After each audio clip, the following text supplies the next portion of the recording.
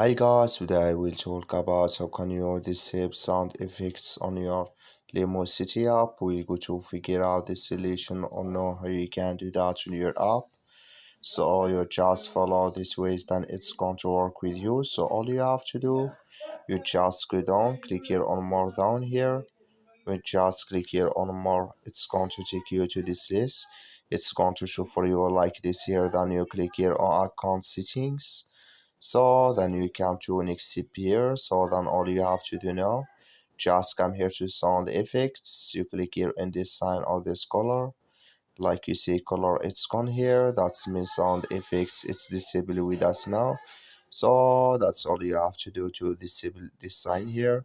So you just follow this ways, then it's going to work with you. I wish you I get it. That's all. So thank you for your watching. Don't forget to support us by liking, subscribe.